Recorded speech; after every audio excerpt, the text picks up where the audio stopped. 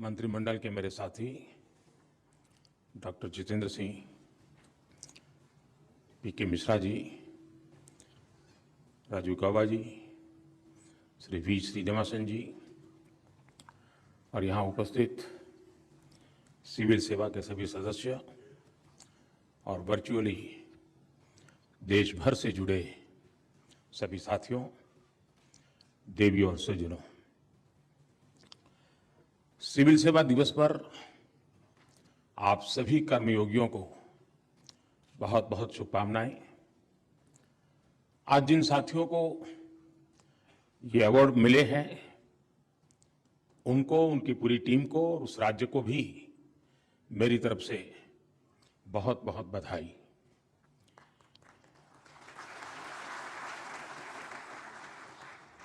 लेकिन मेरी आदत थोड़ी ठीक नहीं है, इसलिए मुफ्त में बधाई देता नहीं हूं मैं। कुछ चीजों के इसके साथ हम जोड़ सकते हैं क्या? ये मेरे मन में ऐसे ही आए हुए विचार हैं, लेकिन आप उसको अपने एडमिनिस्ट्रेटिव सिस्टम की तरह जो है तोड़ना, ऐसे ही मत कर देना। जैसे हम एक कर सकते हैं कि जहां भी हमारे सिविल सर्विस से जुड़े जितनी भी ट्रेनिंग इंस्टीट्यूट्स हैं, चाहे विदेश मंत्रालय की हो, पुलिस विभाग की हो, या मसूरी हो या रेवेन्यू हो, कोई जहां भी है आपके, क्योंकि काफी बिखरा हुआ सारा ये कारोबार चल रहा है, हर सप्ताह 1-1.5 घंटा वर्चुअली ये जो अवार्ड विनर है वे अपने ही राज्य से इस पूरी कल्पना क्या थी, कैसे शुरू किया, कौन सी कठिनाइयां आई, पूरा प्रेजेंटेशन दे वर्चुअली। इन सबको, ट्रेनीज को, क्वेश्चन आंसर्स हो, और हर सप्ताह ऐसे 2 अवार्ड विनर्स के साथ अगर विशेष चर्चा हो तो मैं समझता हूं कि जो नई पीढ़ी आ रही है उनको एक प्रैक्टिकल अनुभव, बातें, चीजों का लाभ मिलेगा। और इसके कारण जिन लोगों ने इस काम को अचीव किया है उनको भी इस काम के प्रति जुड़े रहने का एक आनंद आएगा। धीरे धीरे उसमें इनोवेशन होते रहेंगे, एडिशन होता रहेगा। दूसरा एक काम, ये जो आज 16 साथियों को यहां अवार्ड मिला है, हम सभी देश के 700 से भी अधिक जो जिले हैं उन सबको निमंत्रित करें। इन 16 में से आप किसी एक स्कीम को सिलेक्ट कीजिए, किसी एक व्यक्ति को इंचार्ज बनाइए और आप 3 महीने 6 महीने के प्रोग्राम के अंतर्गत इसको कैसे लागू करेंगे, लागू करने की दिशा में क्या करेंगे। और मान लीजिए पूरे देश में से 20 डिस्ट्रिक्ट ऐसे निकले जिन्होंने एक स्कीम को सिलेक्ट किया है, तो कभी उन 20 डिस्ट्रिक्ट का वर्चुअल समिट करके जिस व्यक्ति का जिस टीम का ये काम है उनके साथ उनकी बातचीत हो, और राज्य में से कौन टॉप बनता है इस पर इम्प्लीमेंटेशन में, इसी को इंस्टीट्यूशनलाइज करते हुए उस जिले का इसको स्वभाव में परिवर्तित करने के लिए क्या कर सकते हैं। और पूरे देश में से 1 स्कीम 1 डिस्ट्रिक्ट हम कंपटीशन के ऊपर के ला सकते हैं क्या? और जब 1 साल के बाद मिले तो उसका भी जिक्र करें, उसको अवार्ड देने की जरूरत नहीं अभी, लेकिन जिक्र हो कि भाई ये स्कीम जो 2022 में जिनको सम्मान किया गया था वो चीज यहां तक पहुंच गई। अगर मैं समझता हूं कि हम लोग इसको इंस्टीट्यूशनलाइज करने के लिए इंस्टीट्यूशनलाइज करें, क्योंकि मैंने देखा है कि सरकार का स्वभाव जब तक वो किसी कागज के चौखट में चीज नहीं आती है वो चीज आगे बढ़ नहीं पाती है। इसलिए किसी चीज को इंस्टीट्यूशनलाइज करना है तो उसके लिए एक इंस्टीट्यूशन बनानी पड़ती है। तो जरूरत पड़े तो ये भी एक व्यवस्था खड़ी कर दी जाए तो हो सकता है कि अदरवाइज क्या होगा कि भाई चलिए, कुछ तो ऐसे लोग होते हैं कि जो मन में तय करते हैं कि मुझे ये अचीव करना है, तो 365 दिन दिमाग उसी में खपाते हैं, सभी को उसी में जोड़ देते हैं और एक आध अचीव कर लेते हैं और अवार्ड भी प्राप्त कर लेते हैं, लेकिन बाकी चीजों को देखें तो कहीं पीछे रह जाते हैं। तो ऐसी कमियां भी महसूस ना हो, एक स्वस्थ स्पर्धा का वातावरण बने, उस दिशा में अगर हम कुछ सोचे तो शायद जो हम चाहते हैं कि एक बदलाव आए वो बदलाव शायद हम ला सकते हैं। साथियों, आप जैसे साथियों से इस प्रकार से संवाद मुझे लगता है शायद 20-22 साल से मैं लगातार इस काम को कर रहा हूं। और पहले मुख्यमंत्री के रूप में करता था, एक छोटे दायरे में करता था। प्रधानमंत्री बनने के बाद थोड़ा बड़े दायरे में हुआ और बड़े बड़े लोगों के साथ हुआ। और उसके कारण एक प्रकार से हमें अन्योन्य कुछ आपसे मैं सीखता हूं, कुछ मेरी बातें आप तक पहुंचा पाता हूं। तो एक प्रकार से संवादना एक अच्छा सा हमारा ये माध्यम बना है, परंपरा बनी है। और मुझे खुशी है कि मुझे बीच में कोरोना के कालखंड में थोड़ा कठिनाई रही, अदरवाइज मेरा प्रयास रहा है कि मैं आप सबसे मिलता रहूं, आपसे बहुत कुछ जानता रहूं, समझने का प्रयास करूं, और अगर संभव हो तो उसको अगर मेरे व्यक्तिगत जीवन में उतारना है तो उसको उतारूं, और कहीं व्यवस्था में लाना है तो व्यवस्था में लाने का प्रयास करूं। लेकिन यही एक प्रक्रिया है जो हमें आगे बढ़ाती है। हर किसी से सीखने का अवसर होता ही होता है। हर किसी के पास किसी न किसी को कुछ देने का सामर्थ्य होता ही है। और अगर हम उस भाव को विकसित करते हैं तो स्वाभाविक रूप से उसको स्वीकार करने का मन भी बन जाता है। साथियों, इस बार का आयोजन वो रूटीन प्रक्रिया नहीं है। मैं इसे कोई विशेष समझता हूं। विशेष इसलिए समझता हूं कि आजादी के अमृत महोत्सव में जब देश आजादी के 75 साल मना रहा है, तब हम इस समारोह के कर रहे हैं। क्या हम एक काम कर सकते हैं क्या? और मैं मानता हूं कि इसको हमने, क्योंकि कुछ चीजें होती हैं जो सहज रूप से नया उमंग उत्साह भर देती है। मान लीजिए आप जिस डिस्ट्रिक्ट में काम करते हैं और पिछले 75 साल में उस डिस्ट्रिक्ट के मुखिया के रूप में जिन्होंने काम किया है, उसमें से कुछ जीवित होंगे, कुछ नहीं होंगे। इस आजादी के अमृत महोत्सव के निमित्त एक बार उस डिस्ट्रिक्ट में उन सबको बुलाइए। उनको भी अच्छा लगेगा, 30-40 साल के बाद वो उस जगह पे वापस गए हैं। आपको भी अच्छा लगेगा, उनके पुराने पुराने लोगों को याद करेंगे। यानी एक प्रकार से उस जिला इकाई में किसी ने 30 साल पहले काम किया होगा, किसी ने 40 साल पहले काम किया होगा। जो बाहर से वहां आएगा वो भी एक नई ऊर्जा लेके जाएगा, और जो वहां है उसको भी अच्छा ये देश के कैबिनेट सेक्रेटरी वो कभी यहां थे, उसके लिए बड़े आनंद की बात हो जाएगी। और मुझे पक्का विश्वास है कि हमने इस दिशा में जरूर प्रयास करना चाहिए। मुझे विचार इसलिए आया, शायद मैं नाम तो भूल गया, गोडबोले जी या Deshmukh, I forgot the name, हमारे कैबिनेट सेक्रेटरी रहे थे। तो एक बार, और बाद में वो अपना जीवन रक्तपित्त के लोगों की सेवा में उन्होंने रिटायर्ड होने के बाद खपा दिया। तो गुजरात में उन्होंने कहा वो रक्तपित्त से संबंधित कार्यक्रम के लिए आए थे, मुझे मिलना हुआ। तो तब तो संयुक्त मुंबई राज्य था, महाराष्ट्र और गुजरात अलग नहीं था।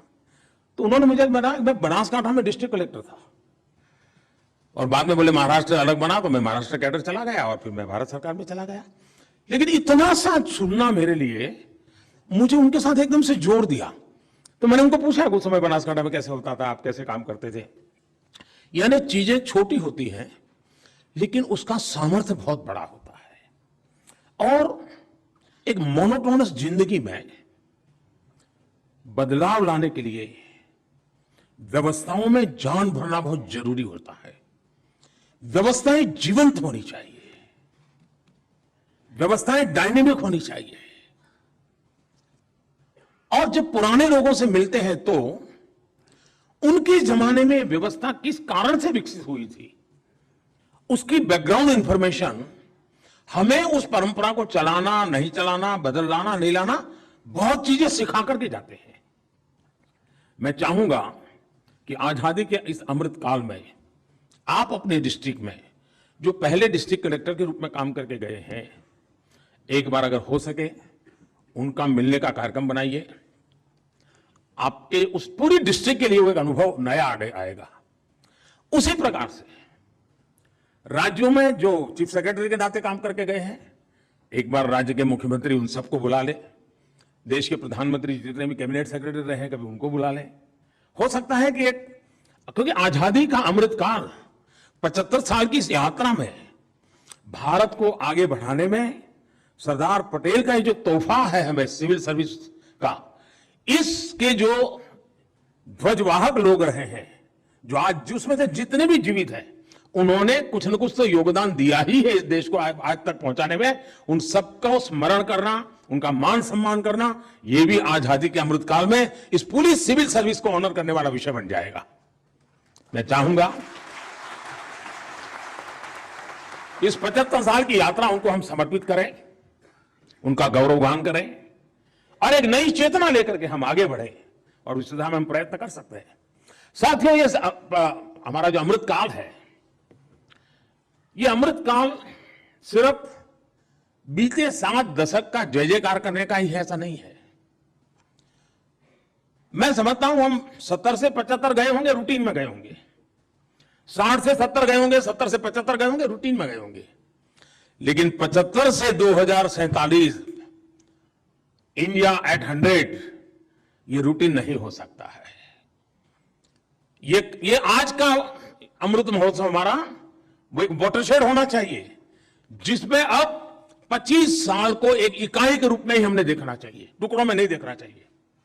और हमने इंडिया एट 100 अभी से उसका विजन देख करके, और विजन देश में क्या वो नहीं, डिस्ट्रिक्ट में मेरा डिस्ट्रिक्ट 25 साल में कहां पहुंचेगा, मैं इस डिस्ट्रिक्ट को 25 साल के बाद कैसा देखता हूं, और मैं कागज में लिखित रूप से हो सके तो आपके डिस्ट्रिक्ट के दफ्तर में लगाइए, हमें यहां तक पहुंचना है।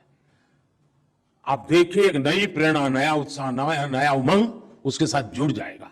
और मल्टीपिलर एक्टिविटी के साथ हमने डिस्ट्रिक्ट को पकड़ा, और अब केंद्र हमारा भारत कहां पहुंचेगा और राज्य कहां पहुंचेगा, हमने 75 साल इन सारे लक्ष्यों को लेकर के चले हैं। इंडिया एट 100 डिस्ट्रिक्ट हम 25 साल में कहां ले जाएंगे, हिंदुस्तान में मेरा डिस्ट्रिक्ट नंबर 1 बना करके रहूंगा। कोई भी क्षेत्र ऐसा नहीं होगा कि मेरा डिस्ट्रिक्ट पीछे हो, कितनी ही प्राकृतिक मुश्किलों वाला जिला होगा तो भी मैं करके रहूंगा। ये इंस्पिरेशन, ये सपना, ये संकल्प, और उसके लिए सिद्धि प्राप्त करने के लिए निरंतर पुरुषार्थ और परिश्रम, इसकी संभावनाओं को लेकर हम चले तो ये सिविल सर्विस डे हमारे लिए एक नई प्रेरणा का कारण बन जाएगा।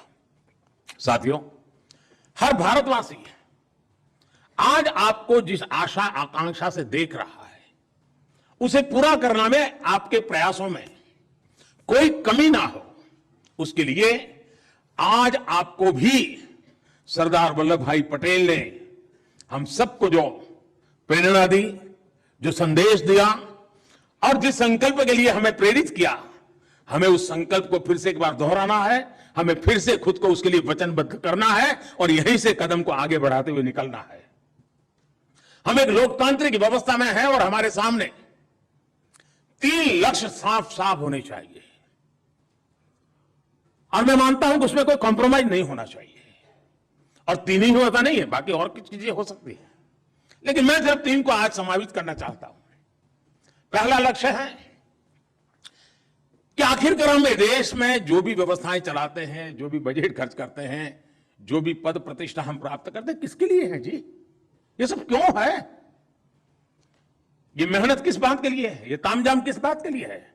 और इसलिए मैं कहूंगा कि हमारा पहला लक्ष्य है कि देश में सामान्य से सामान्य मानवीय के जीवन में बदलाव आए, उसके जीवन में सुगमता आए, और उसे इसका एहसास भी हो। देश के सामान्य नागरिकों अपनी सामान्य जिंदगी के लिए सरकार से जो नाता आता है, उसे जिद्दोजहद न करनी पड़े, सहज रूप से सब उपलब्ध हो। ये लक्ष्य सदा सर्वदा हमारे सामने होना चाहिए। हमारे प्रयास इसी दिशा में होने चाहिए कि देश के सामान्य मानवीय के सपनों को संकल्प में बदलने के लिए, उसका सपना संकल्प कैसे बने, उस सपने को संकल्प तक यात्रा पूरी कराने में एक पॉजिटिव एटमॉस्फेयर, एक स्वाभाविक वातावरण पैदा करना, यह व्यवस्था का जिम्मा है, जिसका नेतृत्व हम सबके पास है। हमें यह भी देखना चाहिए कि देश के नागरिकों को अपने संकल्पों की सिद्धि की यात्रा में सपना संकल्प बन जाए, बात वहां अटक नहीं सकती है जब तक कि संकल्प सिद्ध न हो। और इसलिए सपना संकल्प बने, संकल्प सिद्धि बने, इस पूरी यात्रा वहां जहां भी जरूरत हो हम एक साथी की तरह, एक कलीग की तरह उसके साथ हो, उसके हैंड होल्डिंग करें। ईज ऑफ लिविंग को बढ़ाने के लिए हम जो कुछ भी कर पाए वो हमें जरूर करना चाहिए। अगर मैं दूसरे लक्ष्य की बात करूं तो आज ग्लोबलाइजेशन हम पिछले कई दशकों से सुन रहे हैं। हो सकता है भारत कभी दूर से इन चीजों को देखता था, लेकिन आज स्थिति कुछ अलग है। आज भारत का पोजीशनिंग बदल रहा है और ऐसे में हम देश में जो भी करें उसको वैश्विक संदर्भ में करना अब हमारे लिए समय की मांग है। भारत दुनिया में शीर्ष पर कैसे पहुंचे, अगर दुनिया की गतिविधियों को नहीं समझेंगे, नहीं जानेंगे, तो हमें कहां जाना है और हमें शीर्ष स्थान पर जाना है, तो हमारी राह कौन सी होगी, हमारे क्षेत्र कौन से होंगे, ये हमें आइडेंटिफाई करके और उसका तुलनात्मक अध्ययन करते हुए हमें आगे बढ़ना ही पड़ेगा। हमारी जो योजनाएं हैं, हमारे गवर्नेंस के जो मॉडल हैं, वो हमें इसी संकल्प के साथ विकसित करने हैं। हमें कोशिश ये भी करनी है कि उनमें नवीनता आती रहे, उनमें आधुनिकता आती रहे। हम पिछली शताब्दी की सोच, पिछली शताब्दी के नीति नियमों से अगली शताब्दी की मजबूती का संकल्प नहीं कर सकते हैं।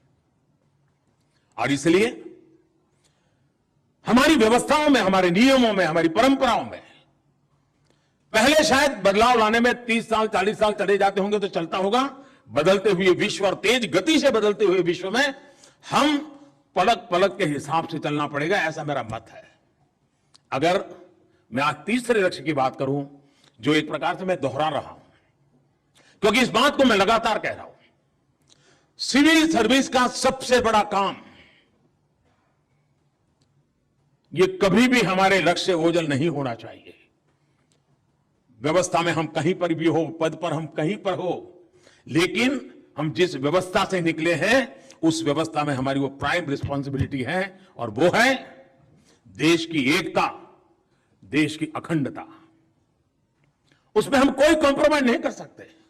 स्थानीय स्तर पर भी हम जब भी कोई निर्णय करें, वो निर्णय कितना ही लोक लुभावना हो, वाहवाही बटोरने वाला हो, कितना ही आकर्षक लगता हो, लेकिन एक बार उस तराजू से भी उसको तोल दीजिए कि मेरा ये छोटे से गांव में कर रहा हूं जो निर्णय है, कहीं वो मेरी देश की एकता, अखंडता के लिए रुकावट बनने वाला है, तो मैं कोई बीज तो नहीं बोल रहा हूं। आज तो अच्छा लगता हो, प्रिय लगता हो, लेकिन श्रेयस्कर न हो। और महात्मा गांधी हमेशा श्रेय और प्रेय की बात लगातार करते थे। हम उस बात की ओर आग्रही बने। हम नकारात्मकता को छोड़ करके हम ये भी देखें, हमारा कोई भी फैसला देश की एकता को मजबूत करने वाले स्पिरिट से जुड़ा होना चाहिए।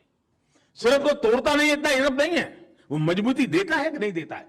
और विविधता भरे भारत के अंदर हमें लगातार एकता के मंत्र का सॉल्यूशन करते ही रहना पड़ेगा, और ये पीढ़ी दर पीढ़ी करते ही रहना पड़ेगा, और उसकी चिंता हमें निकालनी पड़ेगी। और इसलिए मैं पहले भी कह चुका हूं, आज फिर कहना चाहता हूं, भविष्य में भी कहता रहूंगा, हमारे हर काम में कसौटी एक होनी चाहिए, इंडिया फर्स्ट, नेशन फर्स्ट, मेरा राष्ट्र सर्वोपरि। हमें जहां पहुंचना है, लोकतंत्र में शासन व्यवस्थाएं भिन्न भिन्न राजनीतिक विचारों से प्रेरित हो सकती है, और वो भी लोकतंत्र में आवश्यक भी है, लेकिन प्रशासन की जो व्यवस्थाएं हैं उसके केंद्र में देश की एकता और अखंडता और निरंतर भारत की एकता को मजबूत करने के मंत्र को हमने आगे बढ़ाना चाहिए। साथियों, अब जैसे हम डिस्ट्रिक्ट लेवल पे काम करते हैं, राज्य लेवल पे काम करते हो, क्या भारत सरकार पे काम करते हो, क्या इसका कोई सर्कुलर निकलेगा क्या कि नेशनल एजुकेशन पॉलिसी में से क्या क्या मुझे मेरे डिस्ट्रिक्ट के लिए उठाना है, उसमें से कौन सी चीजें लागू करनी है। इस ओलंपिक के बाद देश के अंदर खेल कूद के प्रति जो जागरूकता आई है, उसको मेरे डिस्ट्रिक्ट लेवल पर एक इंस्टीट्यूशनलाइज करके मेरे डिस्ट्रिक्ट से भी खिलाड़ी तैयार हो। ये नेतृत्व कौन देगा? क्या सिर्फ खेलकूद विभाग देगा कि पूरी टीम की जिम्मेवारी होगी? अब अगर मैं डिजिटल इंडिया की बात करता हूं तो क्या मेरे डिस्ट्रिक्ट में डिजिटल इंडिया के लिए मैं कुछ टीम बनकर के सोच रहा हूं क्या? आज मार्गदर्शन करने के लिए कुछ करना पड़े ऐसी जरूरत है ही नहीं। अब जैसे आज यहां 2 कॉफी टेबल बुक का लॉन्चिंग हुआ, लेकिन इस बात को न भूलें कि ये coffee table book hard copy नहीं है, ई कॉपी है। क्या मैं भी मेरे जिले में, मेरे राज्य में ये हार्ड कॉपी के चक्कर से बाहर निकलूंगा क्या? वरना मैं भी बड़े बड़े छप्पे बना दूंगा और बाद में कोई लेने वाला नहीं निकलता है। हम बनाएं। अगर आज हमें देखने को मिला है कि यहां ई कॉफी टेबल बुक बनाए, तो मतलब हम भी आदत डालें कि हम भी जरूरत पड़ेगी, हम भी ई कॉफी टेबल बुक बनाएंगे। यानी ये चीजों को परकोलेट करने की हमारी जिम्मेवारी बनती है, उसको अलग से कहना ना पड़े। मेरा कहने का तात्पर्य यही है कि आज डिस्ट्रिक्ट को गाइड करने के लिए किसी व्यवस्था की जरूरत पड़े, ऐसी जरूरत नहीं है। सारी चीजें आज अवेलेबल है। डिस्ट्रिक्ट में किसी एक चीज में पूरा जिला अगर उठ करके खड़ा हो जाता है, अचीव कर लेता है, तो बाकी चीजों पर पॉजिटिव इंपैक्ट अपने आप आना शुरू कर जाता है। साथियों, भारत की महान संस्कृति की यह विशेषता है कि हमारा देश, और मैं बात बड़ी जिम्मेवारी के साथ कह रहा हूं, हमारा देश राज्य व्यवस्थाओं से नहीं बना है। हमारा देश राज सिंहासनों की बपोती नहीं रहा है, नहीं राज सिंहासनों से यह देश बना है। यह देश सदियों से, हजारों वर्ष के लंबे कालखंड से उसकी जो परंपरा रही है, वो जन सामान्य के सामर्थ्य को लेकर के चलने की परंपरा रही है। आज जो भी हमने प्राप्त किया है, वो जन भागीदारी की तपस्या का परिणाम है, जनशक्ति की तपस्या का परिणाम है, और तब जाकर के देश नई ऊंचाइयों को प्राप्त कर सकता है।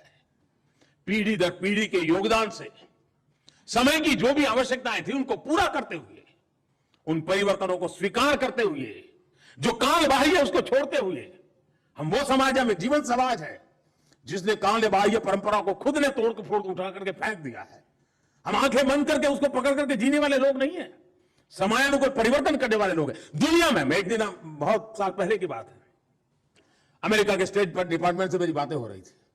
तब तो मैं राजनीति में, मेरी कोई पहचान भी नहीं थी, मैं कोने में एक छोटा सा कार्यकर्ता था, लेकिन किसी कारण से मेरा कुछ विषय संबंध रहता था, तो वहां मेरे से चर्चा चली। मैंने कहा, दुनिया के अंदर कोई भी समाज, आस्तिक हो नास्तिक हो, इस धर्म को मानता है, उस धर्म को मानता हो, लेकिन मृत्यु के बाद की उसकी जो मान्यता है, उसके विषय में वो ज्यादा बदलाव करने का साहस नहीं करता है। वो वैज्ञानिक है नहीं है, उपयुक्त है कि नहीं है, समय रहते उसको छोड़ना चाहिए नहीं चाहिए, उसमें वो साहस नहीं करता है। वो मृत्यु के बाद की जो सोच बनी हुई, परंपरा बनी, उसे जकड़ के रखता है। मैंने कहा, हिंदू एक ऐसा समाज है भारत का कि जो कभी मृत्यु के बाद गंगा के तट पर चंदन की लकड़ी में अगर जलता था शरीर, तो उसको लगता था कि मेरा अंतिम कार्य पुण्यता से हुआ। वही व्यक्ति घूमता घूमता घूमता इलेक्ट्रिक श्मशान गृह तक चला गया, उसको कोई संकोच नहीं आया। इस समाज की परिवर्तनशीलता की एक बहुत बड़ी ताकत का इससे बड़ा कोई सबूत नहीं हो सकता। विश्व का कितना ही आधुनिक समाज हो, मृत्यु के बाद उसकी जो धारणा है उसको बदलने का सामर्थ्य नहीं होता है। हाँ, उस समाज के लोग हैं, इस धरती की ताकत है कि हम मृत्यु के बाद की व्यवस्थाओं में भी अगर आधुनिकता की जरूरत पड़ी तो उसको स्वीकार करने के लिए तैयार होते हैं। और इसलिए मैं कहता हूं, यह देश नित्य नूतन, नित्य परिवर्तनशील, नवीन को स्वीकारने के सामर्थ्य वाली एक समाज व्यवस्था का परिणाम है कि आज उस महान परंपरा को गति देना हमारे जिम्मे है। क्या हम उसे गति देने का काम कर रहे हैं? क्या फाइल को ही गति देने से जिंदगी बदलती नहीं है साथियों। हमने उस एक सामाजिक व्यवस्था के तहत शासन व्यवस्था का एक सामर्थ्य होता है, तब मुझे पूरे समाज जीवन का नेतृत्व देना मेरा दायित्व बन जाता है। और वो सिर्फ पॉलिटिकल लीडर का काम नहीं होता है, हर क्षेत्र में बैठे हुए सिविल सर्विस के मेरे साथियों को लीडरशिप देनी होगी और समाज में परिवर्तन के लिए अगुवाई करने का काम के लिए अपने आप को सज्ज करना होगा, और तब जाकर के हम परिवर्तन ला सकते हैं दोस्तों। और परिवर्तन लाने का सामर्थ्य देश में है। और सिर्फ हम ही विश्वास लेके जी रहे ऐसा नहीं, दुनिया बहुत बड़ी आशा के साथ हमारी तरफ देख रही है। तब हमारा कर्तव्य बनता है कि उस कर्तव्य की पूर्ति के लिए हम अपने आप को सज्ज करें। अब जैसे हम नियमों और कानूनों के बंधन में ऐसे जकड़ जाते हैं, कहीं ऐसा कर करके जो सामने जो एक नया वर्ग तैयार हुआ है, जो युवा पीढ़ी तैयार हो रही है, क्या हम उसके साहस को, उसके सामर्थ्य को, हमारे ये नियमों की जंजाल उसे जकड़ तो नहीं रही है ना, उसके सामर्थ्य पर प्रभावित तो नहीं कर रही है ना? अगर ये कर रही है तो मैं शायद समय के साथ चलने का सामर्थ्य खो चुका हूं। मैं उज्जवल भविष्य के लिए, भारत के उज्जवल भविष्य के लिए अपने आप के कदम सही दिशा में, सही सामर्थ्य के साथ चला सकूं, वो शायद मैं खो चुका हूं। अगर मैं इससे बाहर निकलता हूं तो मैं स्थितियों को बदल सकता हूं।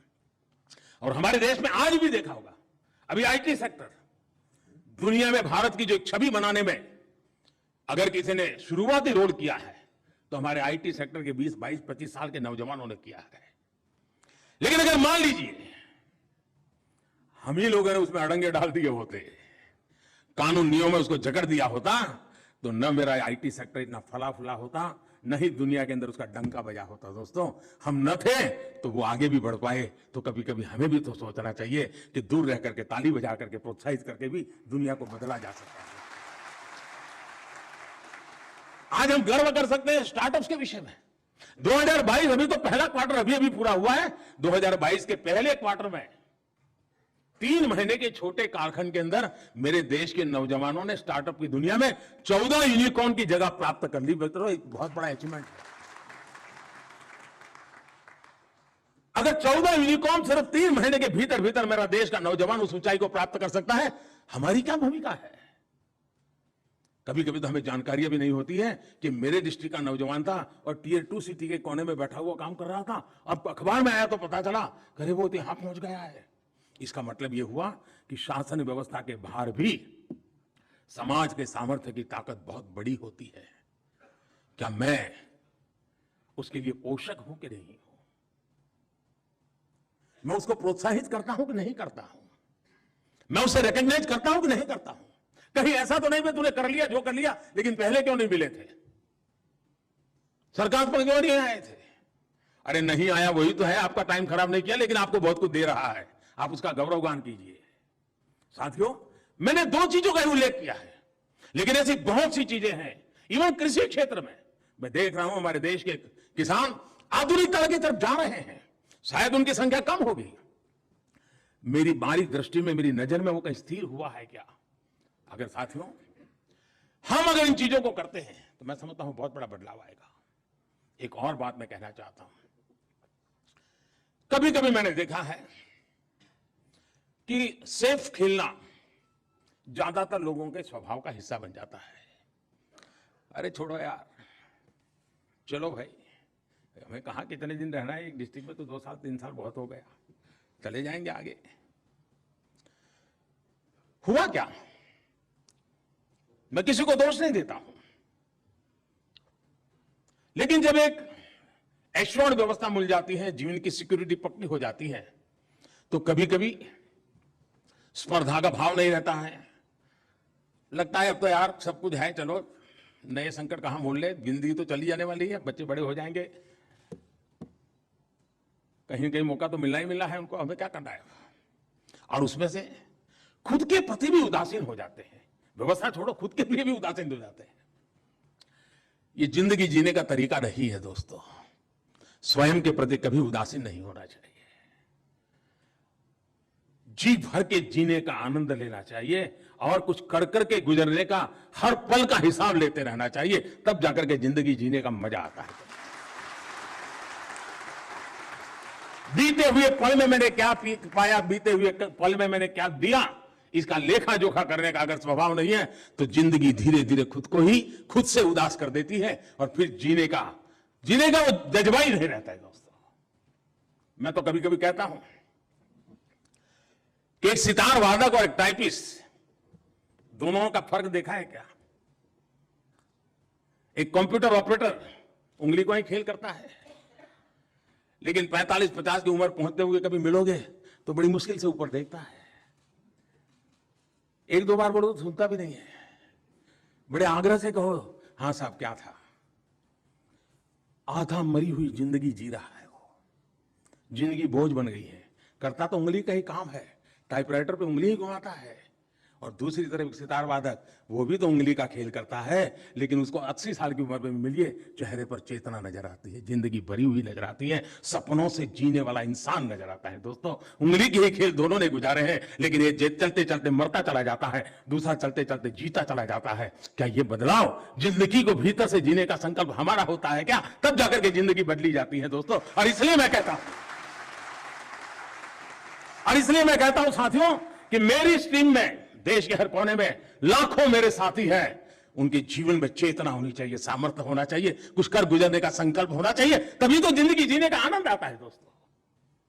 कभी लोग मुझे पूछते हैं कि साहब थक नहीं लगते हो?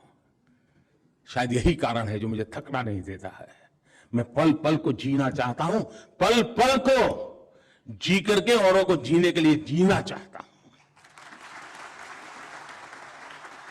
साथियों, इसका परिणाम क्या आया है? परिणाम यह आया है कि जो ठरा बना हुआ है, जो चौखट बनी हुई है, हम जहां भी जाते हैं अपने आप को उसमें ढाल देते हैं। और उसमें तो आपकी मास्टरी है, अपने आप को ढाल देने में। किसी को ये अच्छा लगता होगा, लेकिन मुझे लगता है कि शायद ये जिंदगी नहीं है दोस्तों। जहां जरूरत है वहां तो ढाल दे, जहां जरूरत है वहां ढाल बन जाए, लेकिन जरूरत है वहां ढाल बन करके उस बदलाव के लिए भी कदम उठाए, ये भी जरूरत होता है। क्या हमने सहज रूप से गवर्नेंस में रिफॉर्म, ये हमारा सहज स्वभाव बना है क्या? छोटी छोटी चीजों के लिए कमीशन बनाने पड़े, एक्सपेंडिचर कम करो, कमीशन बिठाओ, गवर्नेंस में बदलाव करो, कमीशन बिठाओ, 6 महीने के 12 महीने के बाद रिपोर्ट आए, फिर रिपोर्ट देखने के लिए एक और कमेटी बनाओ, उस कमेटी के इंप्लीमेंटेशन के लिए और एक कमीशन बनाओ। अब ये हमने जो किया है उसका मूल स्वभाव है कि हमने गवर्नेंस में रिफॉर्म, समयानुकूल बदलाव बहुत जरूरी होता है जी। किसी समय युद्ध होते तो हाथी होते थे, हाथी वालों ने हाथी छोड़ करके फिर घोड़े पकड़े, और आज न हाथी चलता है न घोड़ा चलता है, कुछ और जरूरत पड़ती है। ये रिफॉर्म सहज होता है, लेकिन युद्ध का दबाव हमें रिफॉर्म करने के लिए मजबूर करता है। हमें देश की आशा आकांक्षाएं हमें मजबूर कर रही है कि नहीं कर रही है। जब तक देश की आशा आकांक्षाओं को हम समझ नहीं पाते हैं, तब हम खुद होकर के गवर्नेंस में रिफॉर्म नहीं कर सकते हैं। गवर्नेंस में रिफॉर्म में नित्य प्रक्रिया होनी चाहिए, सहज प्रक्रिया होनी चाहिए और प्रयोगशील व्यवस्था होनी चाहिए। अगर प्रयोग सफल नहीं हुआ तो छोड़ते चले जाने का साहस होना चाहिए। मेरे ही द्वारा की हुई गलती को स्वीकार करते हुए मुझे नया स्वीकार करने का सामर्थ्य होना चाहिए, तब जाकर के बदलाव आता है जी। अब आप देखिए, सैकड़ों कानून ऐसे थे, मैं मानता हूं देश के नागरिकों के लिए बोझ बन गए थे। मैं जब 2013 में पहली बार प्रधानमंत्री पद के उम्मीदवार के रूप में मेरी पार्टी ने घोषित किया और मैं भाषण दे रहा था, तो दिल्ली में एक बिजनेस कम्युनिटी ने मुझे बुलाया था। चुनाव के 4-6 महीने अभी तो बाकी थे 2014 के। तो उन्होंने मुझे पूछा क्या करोगे? मैंने कहा मैं रोज एक कानून खत्म करूंगा, नए कानून नहीं बनाऊंगा। तो उनको आश्चर्य हुआ, और मैंने पहले 5 साल में 1500 कानून खत्म किए थे। मुझे बताइए साथियों, ऐसे कानूनों को लेकर के हम क्यों जिंदा होते थे? और मुझे आज भी मेरा मत, ऐसे बहुत से कानून होंगे बेकानून पड़े हुए हैं। अरे आप तो कोई इनिशिएटिव लेकर के खत्म करो ना भाई, देश को जंजाल से बाहर निकालो। उसी प्रकार से कंप्लायंस, हम न जाने नागरिकों से क्या क्या मांगते रहते हैं जी। मुझे कैबिनेट सेक्रेटरी को कहा कि भाई बाकी दुनिया देश के काम होंगे, आप इसका जिम्मा लीजिए, कंप्लायंस से देश को मुक्त कीजिए, नागरिकों को मुक्त कीजिए। आजादी के 75 साल हुए, नागरिकों को इस जंजाल में क्यों फंसा के रखे हो? और एक ही दफ्तर में 6 लोग बैठे होंगे, हर टेबल वाले के पास जानकारी होगी, लेकिन फिर भी वो अलग मांगेगा, बाजू वाले तो नहीं लेगा। इतनी चीजें हम नागरिकों से बार बार मांगते हैं। आज टेक्नोलॉजी का युग है जी, हम ऐसी व्यवस्था को क्यों न विकसित, हम कंप्लायंस से, बर्डन से देश को मुक्त क्यों न करें? मैं तो हैरान हूं। अभी हमारे कैबिनेट सेक्रेटरी ने बेड़ा उठाया है, लगे हैं कि भाई हर चीज में जेल ले जाके नागरिकों को। मैंने एक ऐसा कानून देखा कि अगर कारखाने में जो टॉयलेट्स है उसको अगर हर 6 महीने चूना नहीं लगाया है तो आप जेल जाएंगे। अब बताइए हम कैसा देश को ले जाना चाहते हैं? अब ये सारी चीजों से हमें मुक्ति चाहिए। अब ये सहज प्रक्रिया होनी चाहिए, इसके लिए कोई सर्कुलर निकालने की जरूरत नहीं होनी चाहिए। आपके ध्यान में आता है कि राज्य सरकार के बस का रोग है, राज्य सरकार को बताइए, भारत सरकार की जिम्मेवारी उनको बताइए, संकोच मत कीजिए भाइयों। कहना है जितना हम नागरिक को इस बोझ से मुक्त करेंगे उतना ही मेरा नागरिक खिलेगा, बहुत बड़ी ताकत के साथ खिलेगा। हमें छोटी सी समझ है, बड़े पेड़ के नीचे कितना ही अच्छा फूल का पौधा लगाना चाहते हैं, लेकिन बड़े के छाया के दबाव इतना होता है वो खुल नहीं पाता है। वही पौधा अगर खुले आसमान के नीचे कहीं छोड़ दिया जाए वो भी ताकत के साथ खड़ा होना जाता है। उसको इस बोझ से बाहर निकाल दीजिए। साथियों, आमतौर पर देखा गया है कि जैसा चल रहा है उसी व्यवस्था में है, मैंने कहा वैसे ढाल देते रहो, जैसे तैसे गुजारा करते रहो, समय काटने की कोशिश करते रहे।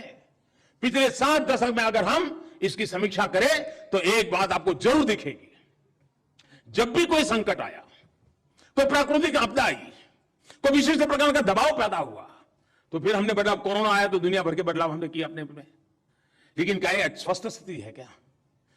बड़ा प्रेशर आ जाए तब जाकर के हम बदले, कोई तरीका है क्या? हम अपने आप को सज्ज क्यों ना करें दोस्तों।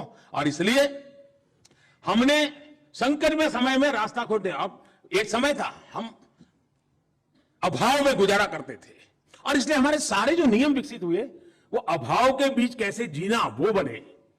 लेकिन अब अभाव से जब बाहर आए हैं तो कानून भी तो अभाव से बाहर लाइए भैया। विपुलता की ओर क्या सोचना चाहिए उस पर हम सोचें। अगर विपुलता के लिए हम अगर नहीं सोचेंगे, अगर एग्रीकल्चर में आगे बढ़ रहे हैं, अगर फूड प्रोसेसिंग की व्यवस्था पहले कर दी होती तो आज कभी कभी किसानों पर जो चीजें बोझ बन जाती है वो शायद ना बनती।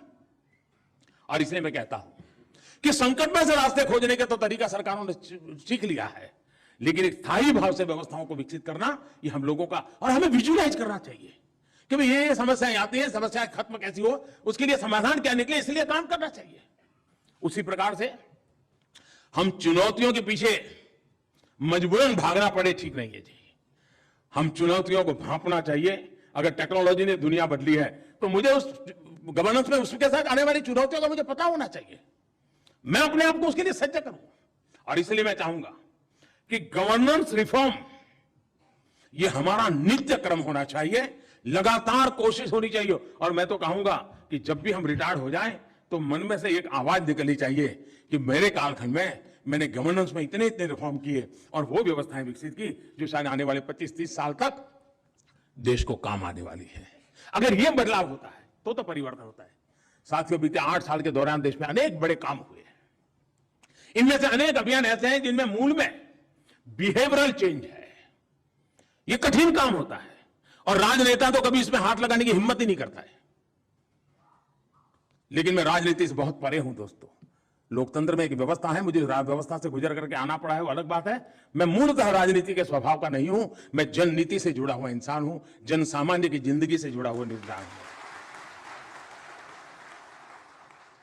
साथियों, ये जो बिहेवियरल चेंज का मेरी जो कोशिश रही है, समाज की मूलभूत चीजों में परिवर्तन लाने की जो प्रयास हुआ है, सामान्य से सामान्य मानवीय की जिंदगी में बदलाव लाने की जो मेरी आशा आकांक्षा है, उसी का एक हिस्सा है।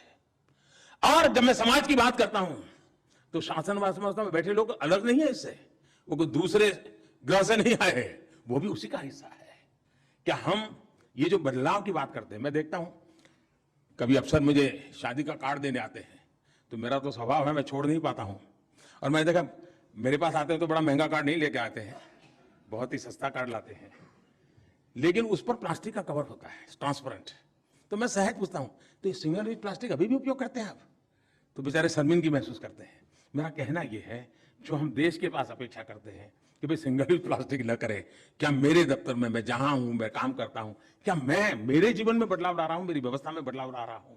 मैं चीजों को, छोटी छोटी चीजों को इसलिए हाथ लगाता हूं कि हम बड़ी चीजों में इतने खोए हुए हैं कि छोटी चीजों से दूर चले जाते हैं। और जब छोटी चीजों से दूर चले जाते हैं तब छोटे लोगों से भी दीवारें बन जाती है। दोस्तों, मुझे इन दीवारों को तोड़ना है। अब स्वच्छता का अभियान मुझे कोशिश करनी पड़ती है। हर 15 दिन में डिपार्टमेंट में क्या चल रहा है, देखो स्वच्छता का कुछ हो रहा है क्या? इतने 2 साल 3 साल 5 साल हो गए दोस्तों, क्या अब वो हमारे डिपार्टमेंट में स्वभाव बनना चाहिए कि नहीं बनना चाहिए?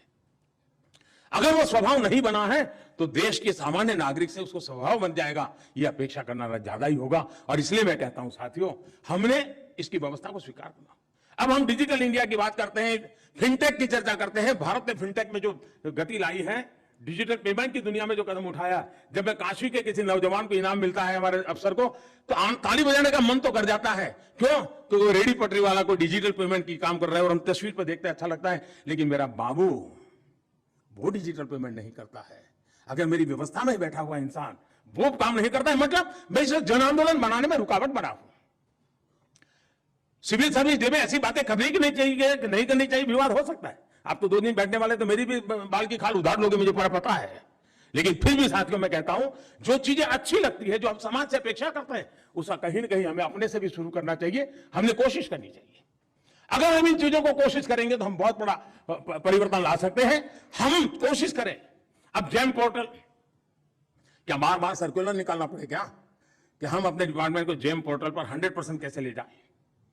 एक सशक्त माध्यम बना है दोस्तों। हमारा यूपीआई ग्लोबली अप्रिशिएट हो रहा है। क्या मेरे मोबाइल फोन पर यूपीआई की व्यवस्था है क्या? मैं यूपीआई की आदत डाल चुका हूं क्या? मेरे परिवार के सदस्यों ने डाला हुआ है क्या? बहुत बड़ा सामर्थ्य हमारे हाथ में है। लेकिन अगर मैं मेरी यूपीआई को स्वीकार नहीं करता हूं और मैं कहूंगा गूगल तो बाहर का है, दोस्तों अगर हमारे दिल में अगर यूपीआई के अंदर वो भाव होता है तो हमारे यूपीआई भी गूगल से आगे निकल सकता है, इतनी ताकत रख सकता है, फिनटेक भी की दुनिया में नाम रख सकता है। टेक्नोलॉजिकली फुल प्रूफ सिद्ध हो चुका है, वर्ल्ड बैंक उसकी तारीफ कर रहा है। हमारी अपनी व्यवस्था में वो हिस्सा क्यों बनता है? पीछे पड़ते तो करते हैं। मैंने देखा है हमारे जितने यूनिफॉर्म फोर्सेस है, उन्होंने अपनी कैंटीन के अंदर कंपलसरी कर दिया है, वो डिजिटल पेमेंट ही लेते हैं। लेकिन आज भी हमारे सेक्रेटरीट के अंदर कैंटीन होते हैं, वहां नहीं है व्यवस्था। क्या ये बदलाव हम नहीं ला सकते हैं क्या? बातें छोटी लगती होगी, लेकिन अगर हम कोशिश करें दोस्तों, तो हम बहुत बड़ी बातों को कर सकते हैं। और हमें आखिरी व्यक्ति तक उचित लाभ पहुंचाने के लिए हमें लगातार एक परफेक्ट सीमलेस मैकेनिज्म खड़े करता रहना चाहिए। और जितना ज्यादा हम इस मैकेनिज्म को खड़ा करेंगे, मैं समझता हूं देश का आज आखिरी व्यक्ति का एम्पावरमेंट का जो हमारा मिशन है, उस मिशन को बहुत अच्छे ढंग से हम पूरा कर सकते हैं। साथियों, मैंने काफी समय ले लिया है आपका, कई विषयों पर मैंने आपसे बात की है, लेकिन मैं चाहूंगा कि हम इन चीजों को आगे बढ़ाएं। इस सिविल सर्विस डे हमारे अंदर एक नई ऊर्जा भरने का अवसर बनना चाहिए, नए संकल्प लेने का अवसर बनना चाहिए, नए उत्साह और उमंग से जो नए लोग हमारे बीच आए हैं उनका हैंड होल्डिंग करें, उनको भी इस व्यवस्था का हिस्सा बनने के लिए उमंग से भर दें। हम खुद जिंदगी जीते हुए अपने साथियों को आगे बढ़ाएं, इसी एक अपेक्षा के साथ मेरी आप सबको अनेक अनेक शुभकामनाएं हैं। बहुत बहुत धन्यवाद।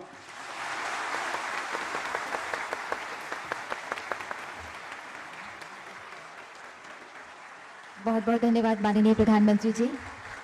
जो चेतना आपने हम सब में जगाई है, वो हम सब के मन में कुछ नया कर गुजरने का जुनून पैदा कर देती है। बहुत बहुत धन्यवाद माननीय प्रधानमंत्री जी। आपकी प्रेरणा के लिए, आपका मार्गदर्शन के लिए बहुत बहुत आभार। आज आप पधारे, हम सबका उत्साहवर्धन किया, इसके लिए हम हृदय से आभारी हैं। बहुत बहुत धन्यवाद। और मंचासीन सभी गणमान्यों